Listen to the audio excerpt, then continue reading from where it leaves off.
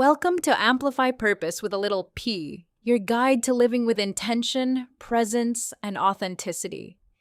Get ready for powerful conversations that'll help you uncover your unique path to purpose, taking it one mindful step at a time. All right, we're on. Thank you very much, Eugene, for joining me on Amplify Purpose with a little P.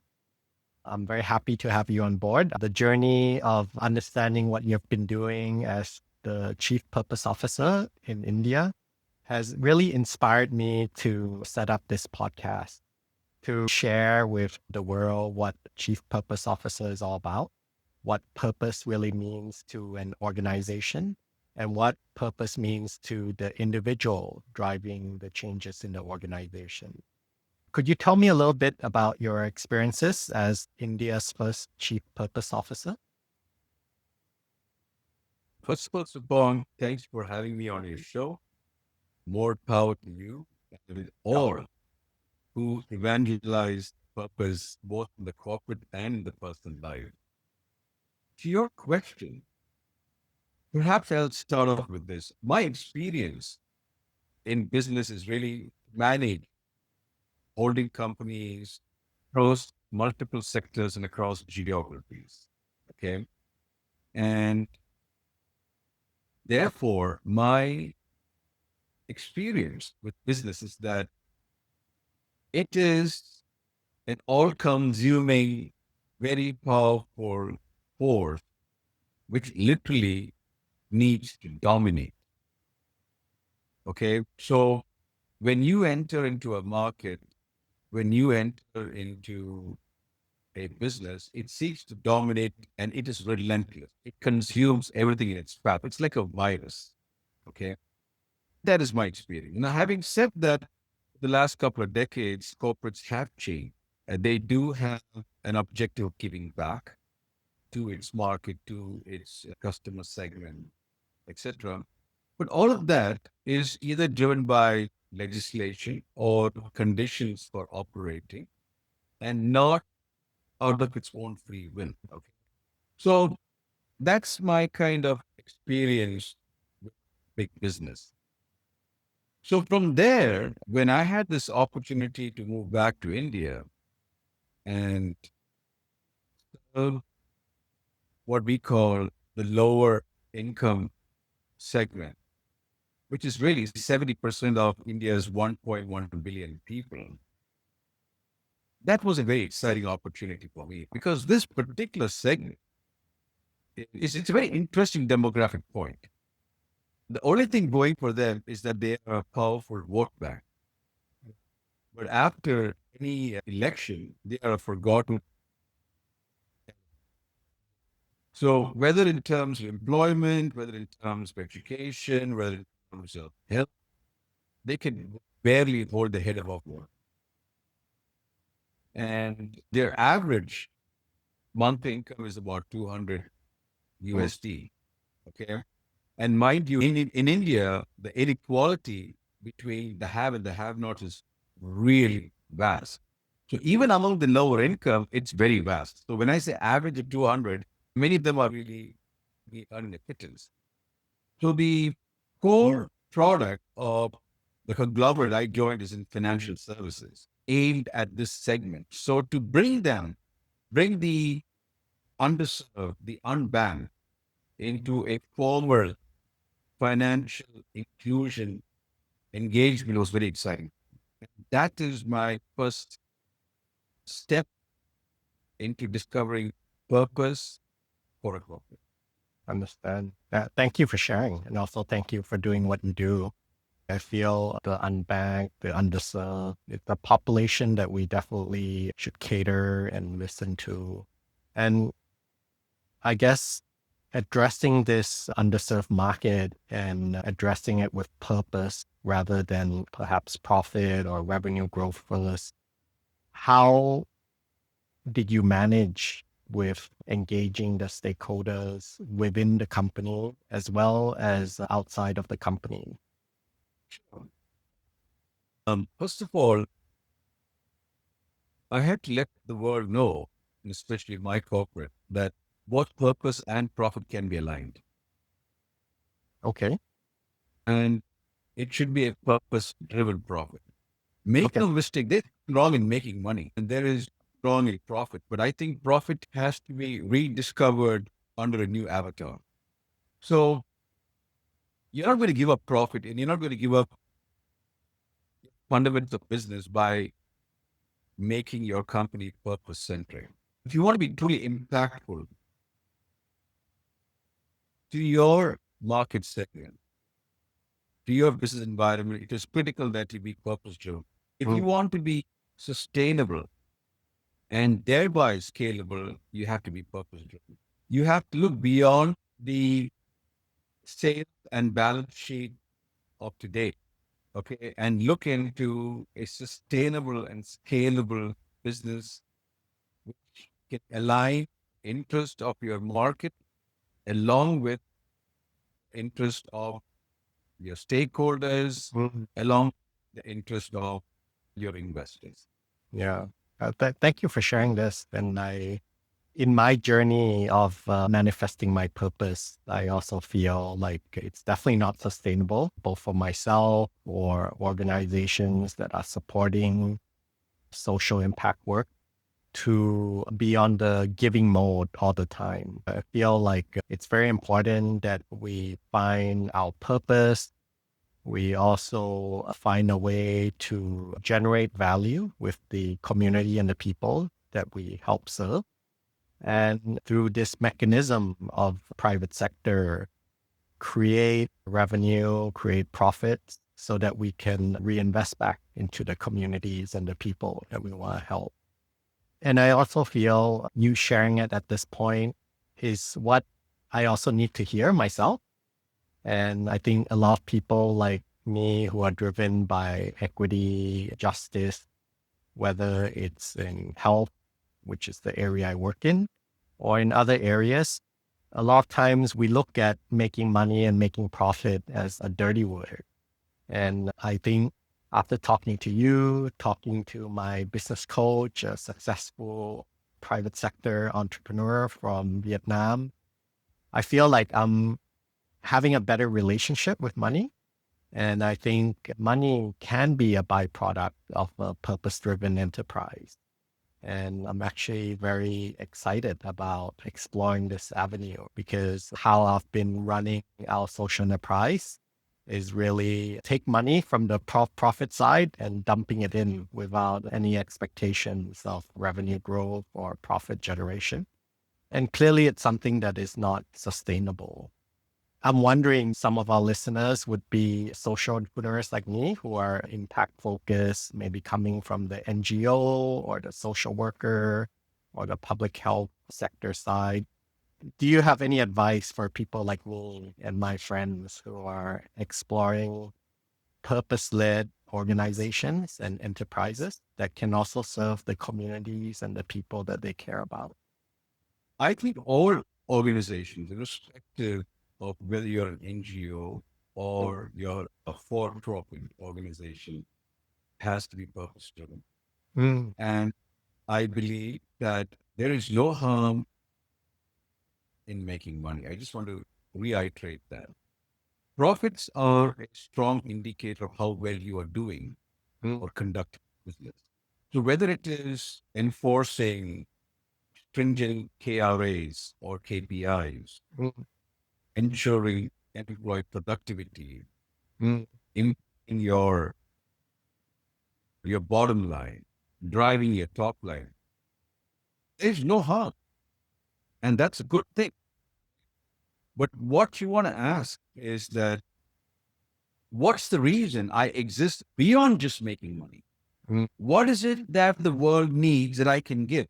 What am I doing which can help improve my ecosystem? And that should be your focus as opposed to how much money can I get out of it. You get what I'm saying? Money, yep. like you correctly said, is a byproduct. It'll happen. It'll come. Make no mistake. You will put in those railroads and you will put in those parameters to ensure discipline, productivity, and a win-win for all. And that'll produce money. But you've got to look at what you do beyond just money is my question. Understand. The art of discovering purpose is really by asking very deep and intelligent questions about who you are, why you do what you do, the reason I exist. That'll help define purpose. If I draw parallels with Ikigai, which more people are aware of, it really asks you a couple of questions, right? It's what do you love? What drives you? How can you participate in this? And a couple of very relevant and deep questions. And the intersection of where the answers for is really a purpose. And when you expand that collective exercise, then that's discovering purpose for the organization. Thank you. I think it's beautifully put. And I would really like your emphasis on asking ourselves the very smart or inner work intended questions: why we exist, what gift do we have to offer, and what do we want to do? So I think that journey is definitely important. The other one that leapt out at me was when we do it as a collective, right, under the umbrella of an enterprise. So I would imagine being the chief purpose officer, you must have interacted with people that perhaps are on different journeys in their discovery of purpose and how to manifest it in the enterprise itself. Do you have any tips or advice or perspective or live experiences to share? Discovering the purpose is a very exciting exercise. And evangelizing that purpose to your stakeholders is the next big step. Hmm. Then translating purpose into strategy, into actionable plans, and seeing the impact on the ground, on the balance sheet, that's possibly the whole cycle. So every stage is very unique. Every stage is very demanding. Okay. This is not an easy exercise, Suebpong. Let me just say that at the outset. Okay. Because your organization has been running a particular way. Yep. There is a particular thought process which goes into strategy, which goes into market penetration, which goes into product development, which goes into customer engagement, which goes into how your financials are managed, forecasted. So discovering your purpose will really hold a mirror to how you're doing your business right now. Oh, And people have to appreciate, understand what this means. oh, It takes a lot of courage to stand up for purpose, to execute purpose. You might have to exit certain businesses. You might have to exit certain products. You might have to completely restructure customer engagement. You might have to visit age-old HR policies. So the discovering the purpose is only the first step. Actioning it is a lifelong journey. And the organization, from the promoter to the last mile employee, has to stand fast, must not falter, and must stay the course. understand. Yeah. I think what you touch upon made me feel that if we are to be a purpose driven organization, then the courage of the leader, the courage of the promoter, all the backers. And I really like you said staying the course. And I think it it is going to be challenging. And I wonder, when so challenging and taxing, both on the organization as a whole, its core, what it has become or evolved to, And it's also challenging for the individuals that are in this transition. Do you have any self-love, self-care regimen that allows you to power through in these challenging contexts where you require a lot of courage? See, when you embark on the journey of purpose and as the chief purpose officer, the whole journey starts with yourself. So if I can share my personal experience, when I saw this huge underbanked, underserved segment, I knew right away, that here's a market that's got to be literally focused on, cared for, nurtured, and I've got to do something about it. Okay. I discovered my purpose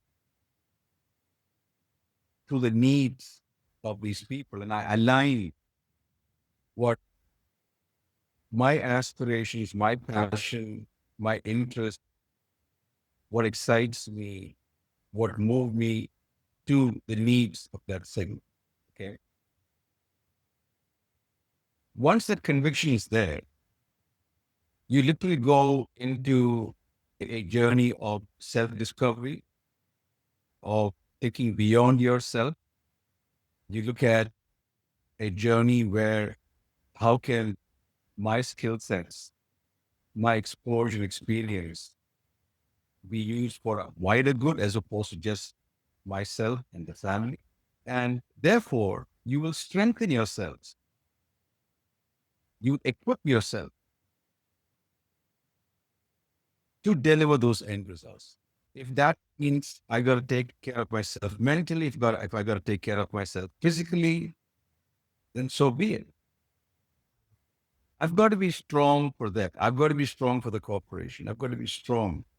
So strong means whether it is to ensure that my values don't shake, I do not become weak when it comes to standing up for what you think is right. Two, physically, I'm talking an organization with over 26,000 people, spread over 4,000 branches. I have to be physically strong to travel, visit, meet, engage all of these people. So I don't know if that answers the question, but I'm going to take care of myself mentally and physically to stand for the journey and the task that I have. Yeah. Understand. It does, Eugene. And I think that the scale of what you were doing, and I think, yes, there was a mental aspect, there's a emotional aspect, there's definitely the physical as well. And the magnitude of what you were in charge of and trying to drive, I think it's immense. Did you feel you had any allies in the organization, or how did you manage the other stakeholders? Or were there stories of people who might have initially misunderstood or maybe resisted? And how, as you engaged them and brought them to your view or agree to disagree, it became easier for you to drive purpose within the organization? Look, make no mistake, this is not a one-man show. You've got to carry a team with you. Yes. Okay. First and foremost, you need the absolute trust and commitment of your promoter. Mm. Okay. That's imperative, right? The second thing is you got to build a great team. You've got to build a great team. And that great team has to be like-minded in values, conviction, what it takes to see the job through, etc. The third thing is competency. Extremely important. Whether you're a subject matter expert, whether you have industry knowledge, whether you are data driven, it is imperative that competency goes hand in hand with values into building a great team. And this team is who will power the purpose driven exercise across the organization. So for sure, You're winning both hearts and minds and allies along the way. And it starts with other CXOs and other leaders, and then it's like a cascading effect, top down exercise. It's extremely important that you also bring in the last mile employee into this role. At the end of the day, he's the one dealing with the customer. He's the one dealing with the supply. He's the one actually troubleshooting for you. He's the face of the company. Many times it remains in the boardrooms and the corner suites of the executive. You know what? And It has to be powered all the way through. And it's an intense exercise because, like I said, in many ways, the organization has been working in a particular form and fashion, and you have to change. And let me also tell you that there will be casualties on the way. There will be people who oppose it, but you've got to over. You've got to make them see why, and you've got to make them see the outcomes, and you've got to make them see the benefits to everybody, including themselves. But if they still don't agree, then they've got to move on because purpose will move on. So understand. there will be casualties along the way. There will be very hard discussions along the way. At the end of the day, the employee is also human.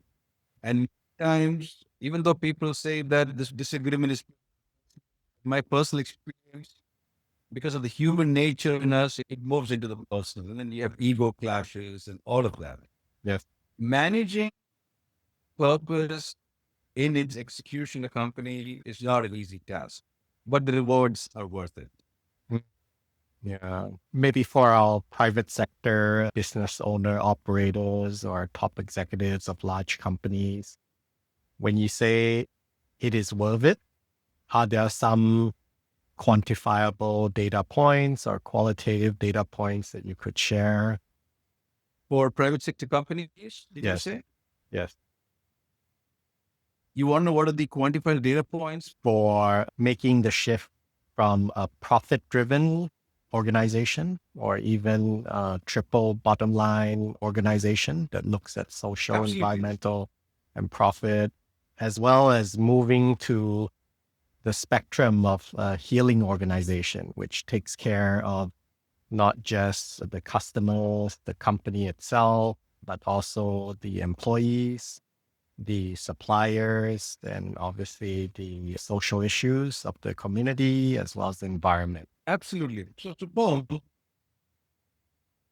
you manage what you measure. Simply put, if you can't measure, you can't manage. Purpose has to be hard-coded to results. Okay.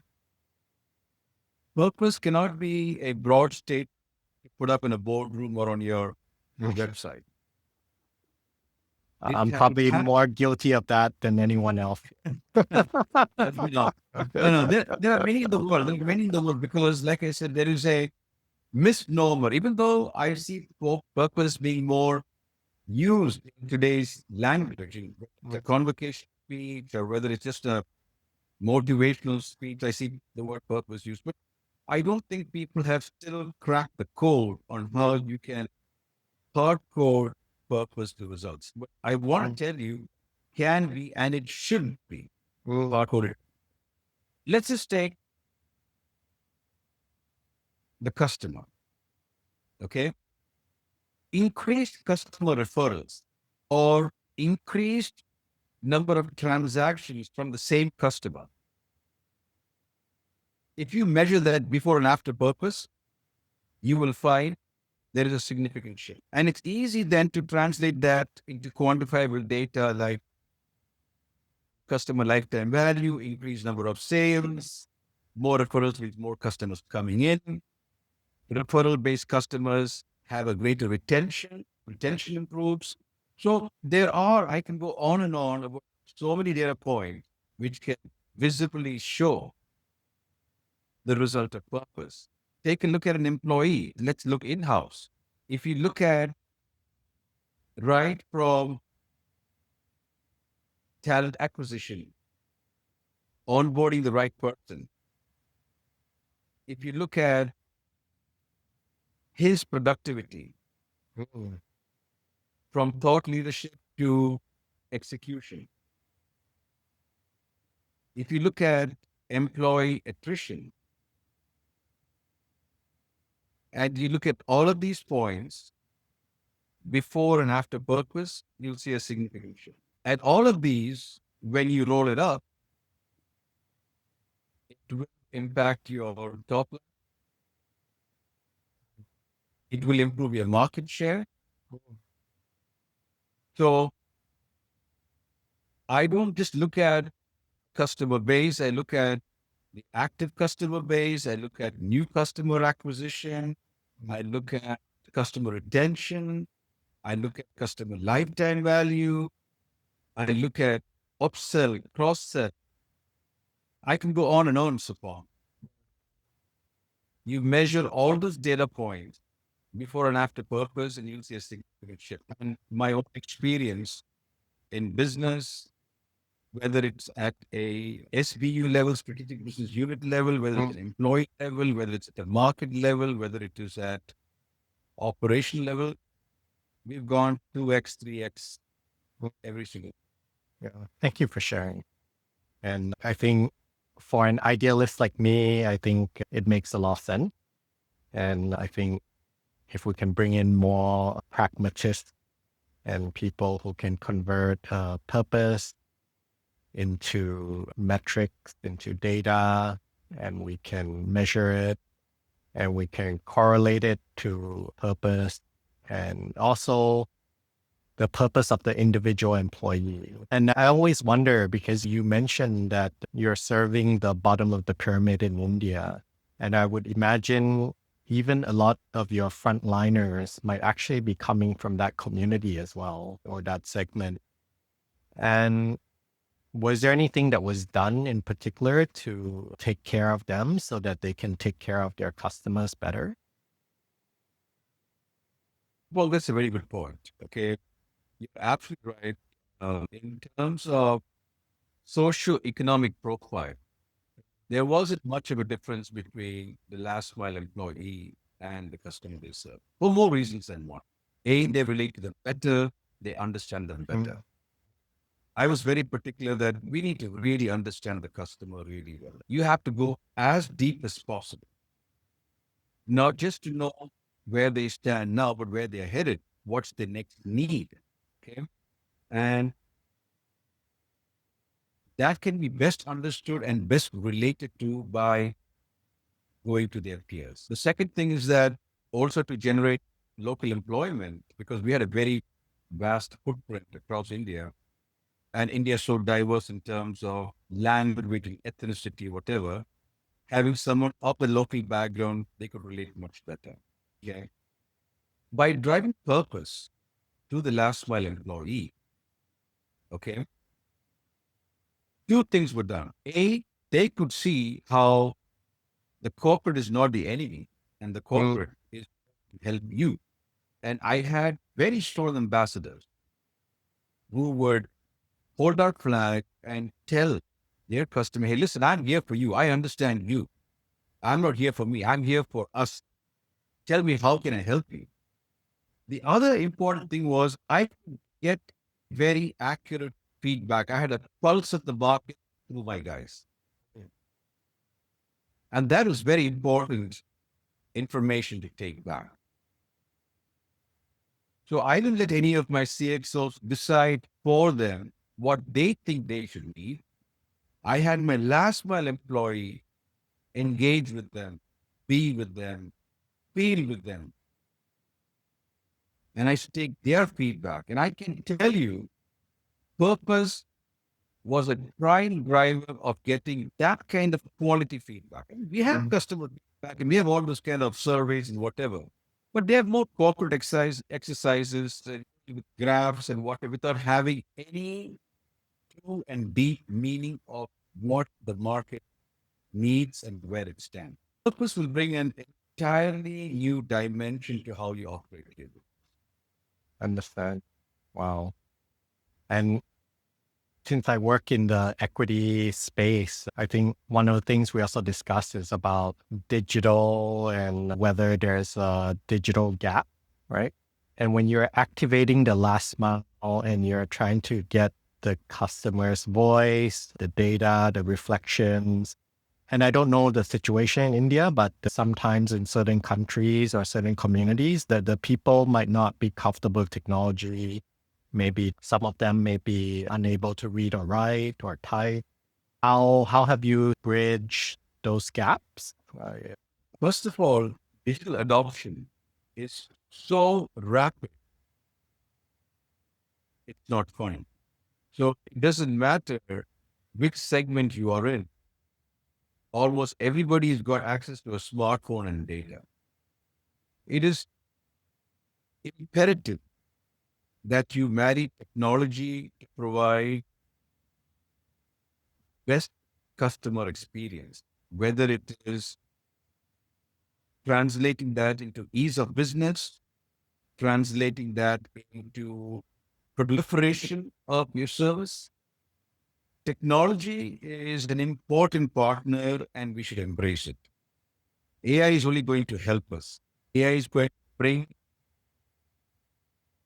very deep insights quicker, faster. It's going to analyze, predict the next need. It's going to design, help in products. I think it's going to improve the overall business performance. I don't think you should get rid of it. I think you should welcome it. I think it is the educated employee who's more wary of it and be apprehensive, but the last mile employee and our customer welcomes Mm, any enhancement of services through technology. mm, They're not afraid of it anymore. Just want to know how it works. They just want to know how I can operate. They just mm, want to know how trustworthy it is. And that's our job. We had this term, Suebpong, and I think it's probably there in most growth economies among the business models which engage with the lower income. It's called a phygital model. So this it's a blend of digital and physical. Okay. So it's not 100% digital, but it is an assisted digital model. So you have the human element, you have the infrastructure, hand holding a technology led service. And that's the way we go. Digital is here to stay. Adoption is very fast. Look, people are already on to social media platforms like Facebook and Insta. It's just one step up. You just transact on business. understand. Thank you. Thank you for sharing. And it's very interesting that you say the last mile welcomes this and also the digital. I like that. I will quote you on that. And any last thoughts before we wrap up? And I think we've covered a lot. I think the journey is filled with challenges. We need to be courageous. We need to take care of ourselves. We really need to listen to our frontliners as well as the communities and people that we serve. That's already a lot. And thank you so much. But any last thoughts, Eugene? I really want to see the purpose move from being a feel good term to impactful business on the ground. Okay. Most great organizations started up right. Most great organizations. But along the way, in the course of its journey, probably lost sight and the focus was more on the balance sheet and less on why it started. I believe that purpose can be perfectly aligned to the objectives of all stakeholders, Mm, whether it's the regulatory, whether it is the board, whether it's a promoter, whether it's the last mile employee, whether it is the customer. And it's going to lead to enhance results, whether it's on your business figures, whether it's on scalability, whether it's on impact.